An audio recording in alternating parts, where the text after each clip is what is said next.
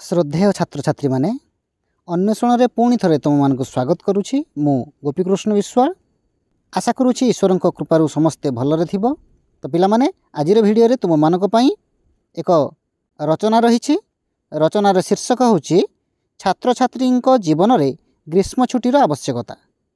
तो पिला माने ई रचनाटी ओडिशा आदर्श विद्यालय पिला मानक पई तथा हाई स्कूल 10म श्रेणी बोर्ड परीक्षा देवाक जाउथिया पिला मानक पई भेरी इंपोर्टेंट अछि। तो केवल रचना पई नुहे पिला माने तमे तुमर साधारण ज्ञान वृद्धि करिया पई मध्य ए भिडियोटी देखि परिबो।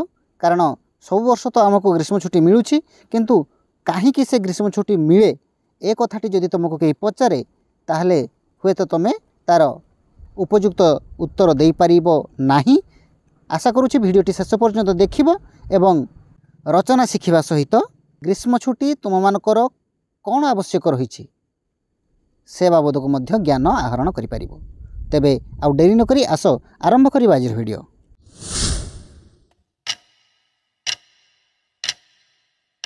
रचना छात्र छात्री जीवन रे ग्रीष्म छुट्टीर आवश्यकता। प्रथमे आमे उपक्रम लेखिबा। वैचित्रमय ए विश्व, सुधामय ए सृष्टि, नित्य नूतन परिवर्तन ए सृष्टिर अलेखा संविधान। सेही शाश्वत संविधान को सम्मान जणाई धरांगन रे अनुष्ठित हुए ऋतुचक्रर सांवत्सरिक परिक्रमण। ऋतुगुड़िकर एही रास उत्सव प्रकृति को करे विचित्र वर्णा। केबे से वर्षा राणीर सजल स्पर्श रे सबुज सुंदर रूप लावण्य रे पूरी उठे, तो पुणी केबे शीतर कुहुड़ी चादर घोड़ई हुई आविर्भूता हुए रजत शुभ्र शुक्लांबरी बेशरे। सेही क्रमरे धरणी बक्षरे पदार्पण करे रुद्र सन्यासी निष्ठुर निदाघ। अवलुंठित हुए मधुस्रावी बसंतर कांत कमनीय वर्णिल विभा। पृथ्वी पलटि जाए रुक्ष नीरस विवर्ण। भक्त कवि मधुसूदन राव भाषारे क्रमे मधुवंते आसई जगते दारुण निदाघ काल। तीक्ष्ण सरप्राय वर्षई तपन प्रचंड किरण जाल। पिला माने तुमे किभଳି भाबरे रचनारे मध्य फुल मार्क रखि परिबो से उद्देश्य नै मु किछि किछि कष्ट शब्दर मध्य व्यवहार करिछि। तथापि जदि को शब्दर अर्थ तमे जानि न पारुछो कमेंट बॉक्स रे मते पचारिबो, मु तार उत्तर निश्चित देबी। जदि मु अर्थ बुझेई कि कहिबी ताहेले भिडियोटी बहुत लंबा हो जिवो। ठीक अछि। सहस्रांशुंकर प्रखर तेजरे जनजीवन हुए अस्तव्यस्त। एही प्रचंड रौद्रतापरु कोमलमती छात्र छात्री को सुरक्षित रखिबापई विद्यालय मानकरे ग्रीष्मकालीन अवकाश हुए। परवर्ती पर्यायर लेखिबा ग्रीष्म छुट्टीर स्वरूप। अर्थात ग्रीष्म छुट्टी कहले मोटामोटी भाव में आमे कौन बुझू। शिक्षा हेउछि एक मानसिक प्रक्रिया, तेणु शिक्षार्थीर मन को सुस्थ सतेज व चापमुक्त रखिबा निमित्त मझिरे मझिरे आवश्यक हुए विरति। विरति अर्थात छुट्टी। शिक्षार्थी माने साधारणतः वर्ष को 3 गोटी दीर्घ अवकाश पाइथांती, यथा ग्रीष्म अवकाश, दशहरा छुट्टी व बड़दिन छुट्टी। तन्मध्यरु ग्रीष्म छुट्टी हेउछि दीर्घतम। ओडिशा रे एहा साधारणतः मे मास द्वितीय सप्ताहरु जून मासर तृतीय सप्ताह पर्यंत होइथाय।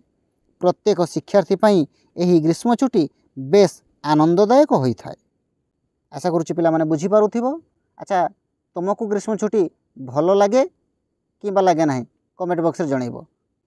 परवर्ती पर्यायर आमे लेखिबा छात्र छात्री जीवन रे ग्रीष्म छुट्टीर आवश्यकता, जोटा कि आम रचनार मुख्य प्रसंग।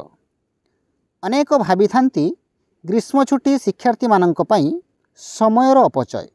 निश्चित रूप से तुम घर पाखरे कहूथे कहीं के जानी ये खरा छुट्टी पड़े पिला माने भारी दुष्ट होउचंती बदमाशी करूचंती, किंतु पिला माने ग्रीष्म छुट्टी जे केते दरकारी एई वीडियो देखि सारला परे तुमे तांको बुझेई देबो। मात्र वास्तविकता एहाटारु भिन्न। वैज्ञानिक माने गवेषणा करी प्रमाण करिसेंती जे छात्र छात्री मानक शारीरिक व मानसिक सुस्थता निमित्त ग्रीष्म अवकाश एकांत आवश्यक।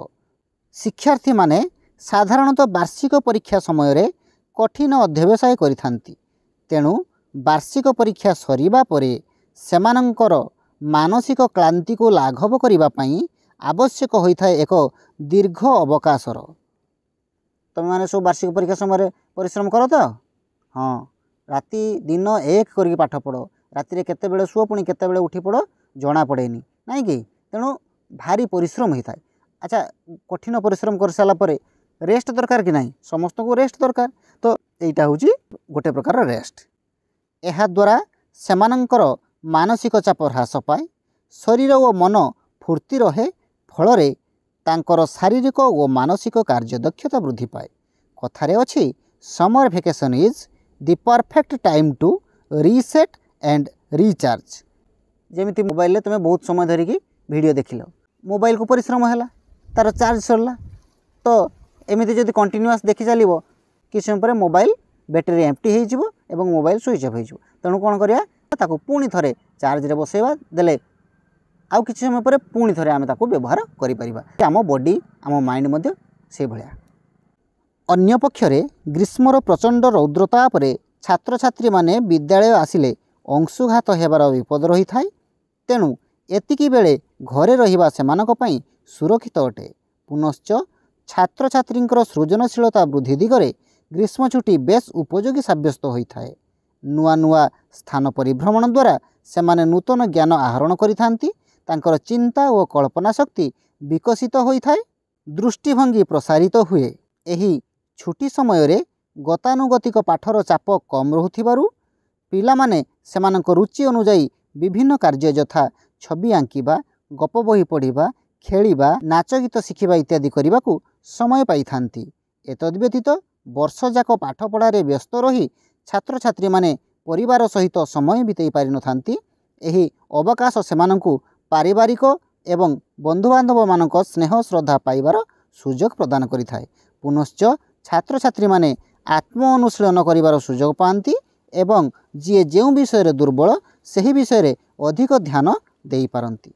तो पिला माने ग्रीष्म छुट्टीर आवश्यकता प्रथम कथा है आम देह एवं मन को विश्राम दे पुणी थे कार्यक्षम कराइबा। द्वितीय कथा है प्रचंड खरारे आम बाहर को बाहर अंशुघात होबार संभावना अच्छी से रक्षा पाइबा। तृतीय कथा है ग्रीष्म छुट्टी रे आमे जदि नुआ नुआ जगह देखा ताहले आमर सृजनशीलता वृद्धि पाइब आमे गप बही पढ़ा आमे नाच गीत मन निवेश करवा आम भितर जो अंतर्निहित प्रतिभा ताको विकसित करवा। पुणी आमे पाठ पढ़ारे व्यस्त रही विशेषकर जो माने हॉस्टेल रोथांती से घर पाखे समय अतिबाहित कर बापा माँ परिवार लोकंर स्नेह श्रद्धा पाई पारि नथांती से माने आसिले परिवार सहित समय बिताइले सेमानक भितर मध्य स्नेह श्रद्धा बढ़ी थाए संपर्क निबिड़ होता है। पुनश्च प्रत्येक छात्र छात्री गोटे वीक सब्जेक्ट थाए जदि से वीक सब्जेक्ट पाई आमे वर्ष जाकर जो नॉर्मल शेड्यूल आमे टाइम दे पारुना तेणु ग्रीष्म छुट्टी रे टे एक्स्ट्रा टाइम देकी आमे से जो जो दुर्बलता अच्छी दूर करने को सक्षम हो। यही भाव में ग्रीष्म छुट्टी आमर अनेक उपकार रे आसी थाए। तापर आमे उपसंहार आड़ को जीवा। उपसंहार ग्रीष्म अवकाश छात्र छात्री समयर अपचय नुहे यह सेमानक पई शक्ति एवं सतेजता वर्धक टॉनिक सदृश अर्थात यह आसिले आमे पुणी थे रिचार्ज हो जाऊ आमे पुणी थे पाठ पढ़िया शक्ति संचय करूँ। छात्र छात्री माने एही समयर सत् विनियोग पूर्वक उपादेय पुस्तक पठन प्राकृतिक और सांस्कृतिक गुरुत्व बहन करुथिबा स्थान परिभ्रमण नृत्य संगीत भली रुचिपूर्ण कौशल शिक्षा सर्वोपरि विभिन्न सामाजिक कार्य स्वेच्छासेवी भाव में निजर योगदान दे पारिले यह सेमानंकर सर्वांगीन विकास रे सहायक हो पारिबो। तो पिला माने एइटी सरिला तमर रचना छात्र छात्री जीवन में ग्रीष्म छुट्टीर आवश्यकता। आशा करुच्ची समस्ते बुझीपारिथिबो एवं बेसी बड़ नुहे रचना दी तीन थर तमे पढ़ी लेखा प्रैक्टिस कले आराम से लिखिपार।